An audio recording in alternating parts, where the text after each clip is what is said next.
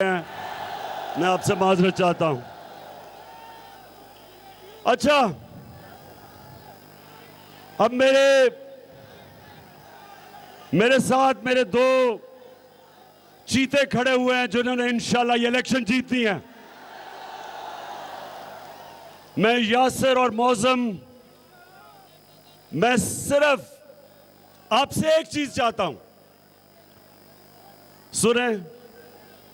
जब मैं 10 साल क्रिकेट का कप्तान था, तो जब मैं अपनी टीम को ग्राउंड पे लेके जाता था, तो मैं सिर्फ टीम को एक चीज कहता था, हार जीत अल्लाह के हाथ में है, लेकिन मैं आपसे एक चीज चाहता हूं कि आखिरी गेंद तक आपने मुकाबला करना है। और जो मैं ये आपका जज्बा और जुनून देख रहा हूं, 26 साल से छोटे थोड़े से लोगों से अल्लाह के करम से पाकिस्तान की सबसे बड़ी पार्टी बनाई, तो मैंने एक चीज देखी,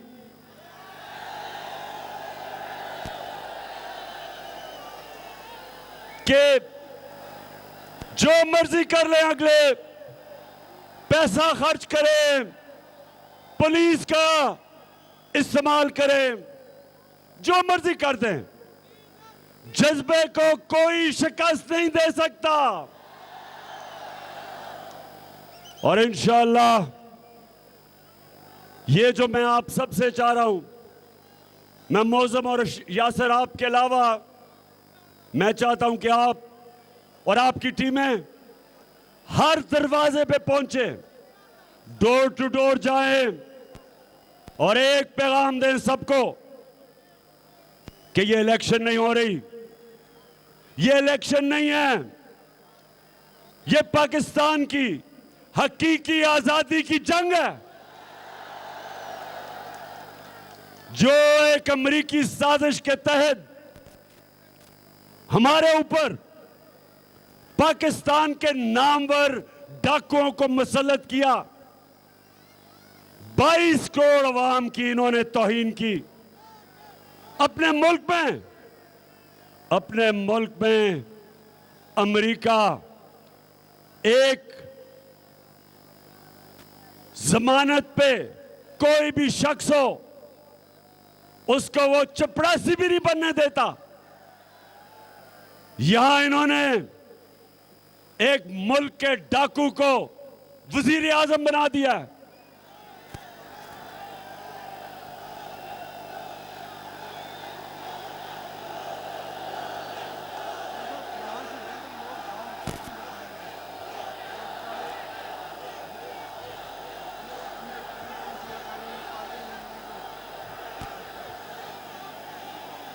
और उसके बेटे को वजीर आला हमजा कुकड़ी को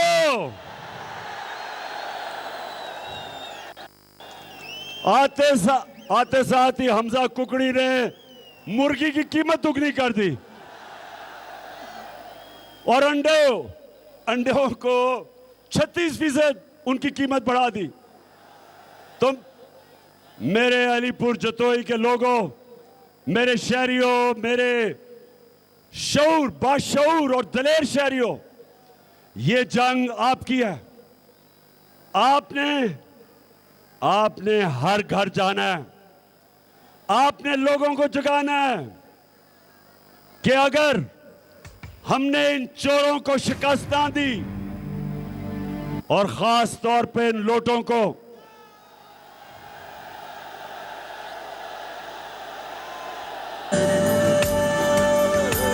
हम देखेंगे,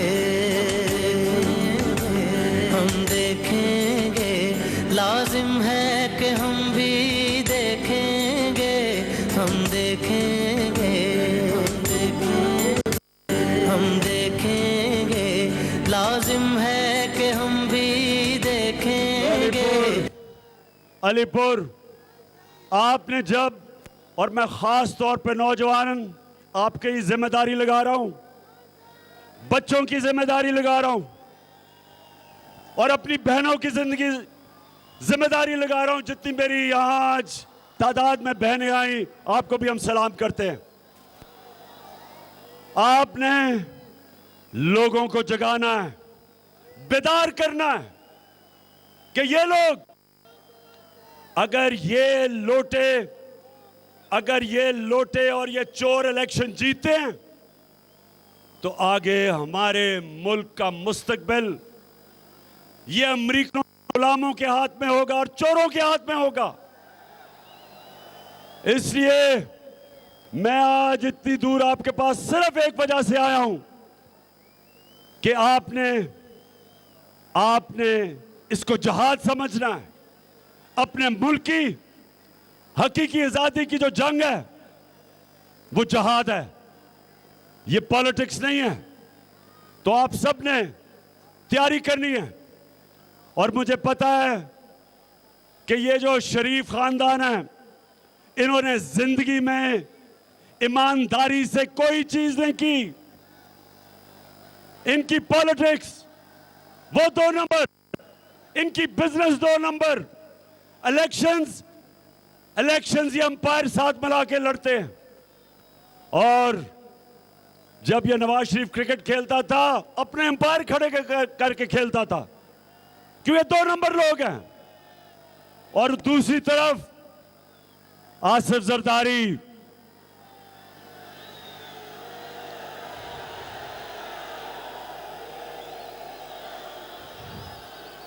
आपने कराची का हाल देखा है। कराची को कहते थे रोशनियों का शहर। अब कराची में जो आपने सूरत हाल देखी, याद रखें कि कराची पाकिस्तान का फाइनेंशियल कैपिटल, मतलब ये कि जब कराची तरक्की करता है सारा पाकिस्तान तरक्की करता है। आज उसके हालात देखें, क्योंकि जो पैसे 14 साल ये जरदारी बैठा रहा है सिंध में, जो पैसे सिंध की गवर्नमेंट को कराची में लगाने थे, वो पैसा चोरी करके ये मुल्क से बाहर भेजता रहा है। ये करप्ट आदमी जिसको जेल में होना चाहिए था, इस चोर को जेल में होना चाहिए था। ना जाने कौन सी कुव्वतें हैं इस मुल्क में कि मुल्क का दूसरा बड़ा डाकू, सबसे बड़ा डाकू नवाज शरीफ, दूसरा बड़ा डाकू जरदारी, कि कौन सी कुव्वतें हैं इस मुल्क में जिनका एहतसाब नहीं होने देती और ये बार बार आके मुल्क का खून चूसते हैं। और कराची आपके सामने मिसाल है कि वो मुल्क, वो शहर जो हमारे मुल्क में सबसे ज्यादा पैसा इकट्ठा करता है,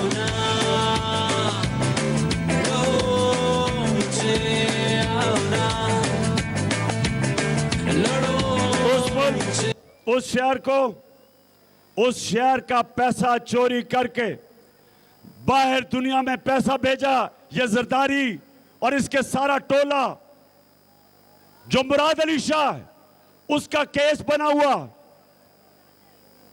उसका केस और जरदारी का और इन चोरों का केसेस तैयार थे। लेकिन क्या वजह थी कि इनको बचाया गया? इनके खिलाफ जो केसेस थे आगे नहीं बढ़े और आज ये फिर मुसल्लत हैं। और जो कराची में हो रहा है, आपके सामने मिसाल है कि वो जो हमारा जो एक दफा रोशनियों का शहर था, ये हालात देखें। ये होता है जब हुक्मरान चोरी करता है, कौम पीछे जाती है। कौम तरक्की नहीं करती। जो मुल्क के हुक्मरान जब कौम का पैसा चोरी करना शुरू करते हैं तो पाकिस्तानियों, ये जो 20 हलकों के अंदर पंजाब में बाय इलेक्शन हो रहा है, ये पाकिस्तान का मुस्तकबिल का फैसला होने लगा है। एक तरफ ये चोर और लोटे, और दूसरी तरफ पाकिस्तान, सारी अवाम आज एक आवाज में कह रही है कि हम इस मुल्क में वो निजाम देखना चाहते हैं जिस वजह से पाकिस्तान बना था, अदल और इंसाफ के ऊपर, फलाई रियासत, एक खुददार कौम जो कभी सिवाय अल्लाह के किसी के सामने नहीं झुकती। हम इन चोरों को, अमेरिका के गुलामों को इंशाअल्लाह आपने मेरे से वादा करना है कि 17 तारीख को हम इनको हरा के इनको हमेशा के लिए इस मुल्क की सियासत से इनकी कब्र खोदेंगे, इनकी सियासत खत्म करेंगे। अल्लाहू अल्लाहू अल्लाहू अल्लाहू अल्लाहू अल्लाहू। ये ज़मीं जब न थी, ये जहां जब न था, ये ज़मीं जब न थी, ये जहां जब न था, ये ज़मीं जब न थी, ये जहां जब न था, ये ज़मीं जब न थी। सुने, ये मुल्क बना था एक नारे पे। पाकिस्तान का मतलब क्या? और ला इलाहा इल्लल्लाह का मतलब क्या? अल्लाह तेरे सिवा किसी के सामने नहीं हम झुकते। हमें ला इलाहा इल्लल्लाह आजादी देता है, हमें ला इलाहा इल्लल्लाह खुददारी देता है, हमें गैरत देता है। एक छोटे से इंसान को हमारा कलमा एक बड़ा इंसान बना देता है। जो मुल्क का हुक्मरान होता है वो मुल्क की गैरत होता है। वो मुल्क जो हुक्मरान कहता है वो सारे मुल्क के ऊपर असर पड़ता है। जब हमारा लीडर कायदे आजम, गुलाम हिंदुस्तान में एक आजाद लीडर, सारे मुसलमानों को फख्र होता था कि हमारा लीडर कायदे आजम किसी के सामने नहीं झुकता, खुददार लीडर था। ये सुने कि ये cherry blossom boot polish Shahbaz शरीफ,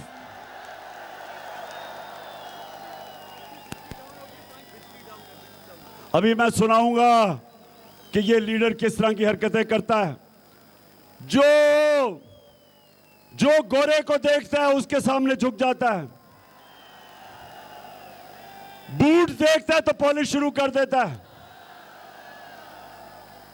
वो कहते हैं ना कि अगर 100 गीदड़ों का सरदार एक शेर हो तो वो फौज हरा देगी 100 शेरों की फौज जिसका सरदार गीदड़ हो, शहबाज शरीफ हो। तो पाकिस्तानियों, मेरे अलीपुर जतोई के बाशऊर शहरियों, मैं देख रहा हूं एक एक चीज की आपको समझ आ रही है। तो मैं आज आप सबके सामने खड़ा होके पाकिस्तान पंजाब की इंतजामिया को एक पैगाम दे रहा हूं, पंजाब की पुलिस को पैगाम दे रहा हूं कि जो आप हरकतें कर रहे हैं इस इलेक्शन में धांधली कराने के लिए, और जो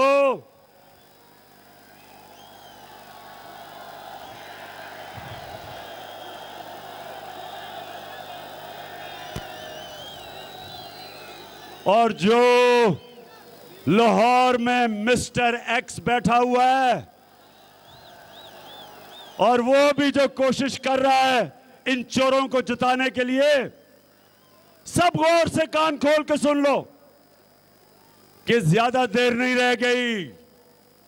जो भी आप करेंगे, आप एक अवाम को शिकस्त नहीं दे सकते, एक कौम को कोई नहीं हरा सकता। आज सारी कौम एक तरफ खड़ी हो गई है। जो मर्जी आप कर लें, हर किस्म का हथकंडा इस्तेमाल कर लें, आप ये बाय इलेक्शन इनको नहीं, चोरों को जिता सकते।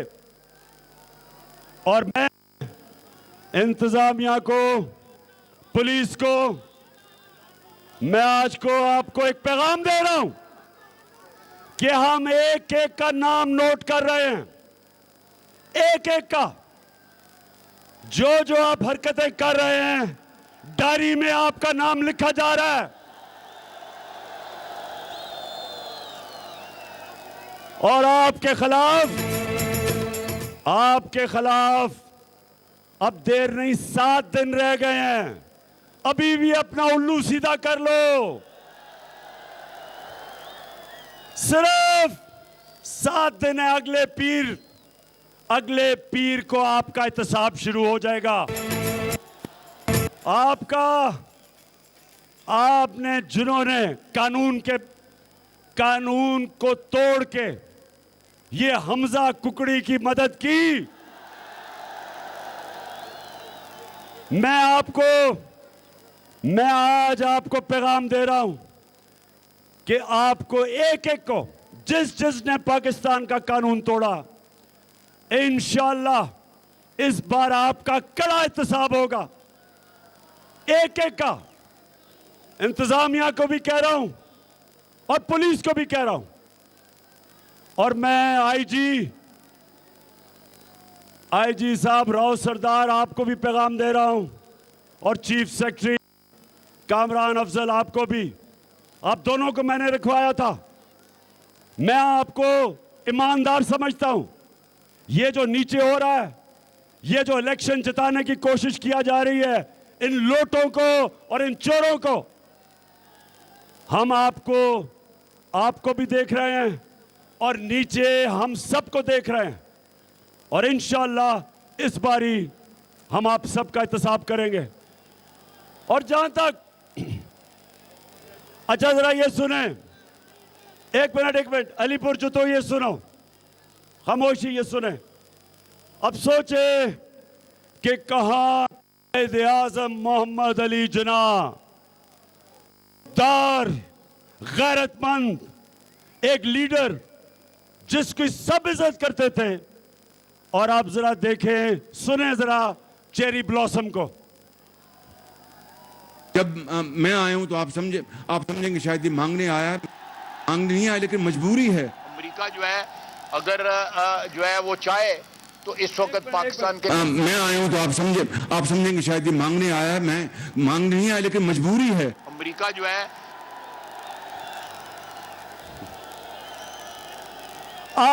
अच्छा अलीपुर, आप बताएं कभी आपने लीडर को इस तरह की बातें करते सुना है? बताएं जरा। और वो भी लीडर। जब मैं आया हूं तो आप समझेंगे शायद ये मांगने आया है, मैं मांगने नहीं आया, लेकिन मजबूरी है।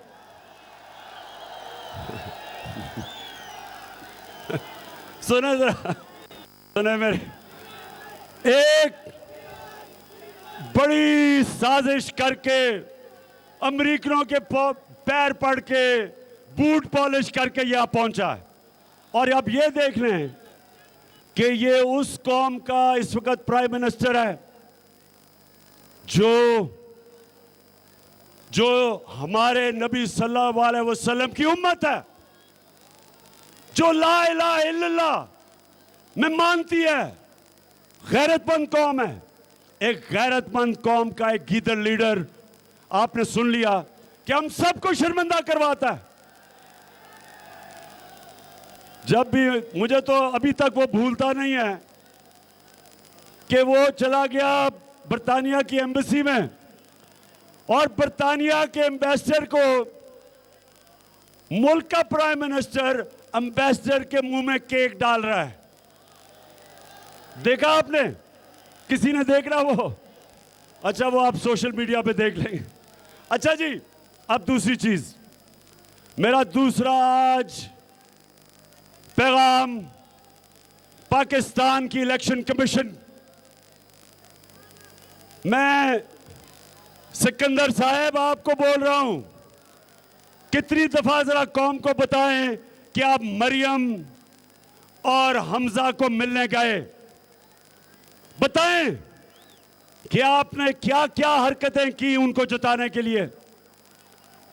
और मुझे यह बताएं कि क्या आपको रिजाइन नहीं करना चाहिए था जो सिंध के अंदर अभी लोकल गवर्नमेंट इलेक्शन हुआ?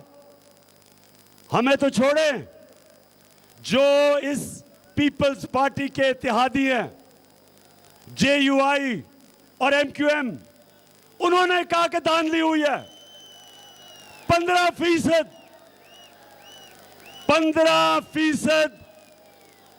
15% सीटों के ऊपर इलेक्शन ही नहीं लड़ा गया क्योंकि इन्होंने पुलिस का इस्तेमाल किया। तो मैं ये सवाल पूछता हूं कि आपको चीफ इलेक्शन कमिश्नर साहब, आपने ये शहबाज शरीफ और हमजा को और जरदारी को जवाब देना है या अपने अल्लाह को जवाब देना है? कोई शर्म नहीं है कि सिंध का जो इलेक्शन कमिश्नर सिंध का है वो सिंध की हुकूमत का तनख्वाहदार है, वो कैसे साफ और शफाफ इलेक्शन करवा सकता है? आपको कोई शर्म नहीं आई कि एक आदमी से इलेक्शन करवाया सिंध में जो उसी जरदारी की हुकूमत का मुलाजिम है? आपकी ओथ है साफ और शफाफ इलेक्शन करवाना। आप जब इस ओथ के खिलाफ जाते हैं, सारी कौम आपको देख रही है और मैं आपको ये यकीन दिलाता हूं कि वो जो इज्जत जिल्लत देने वाला अल्लाह है वो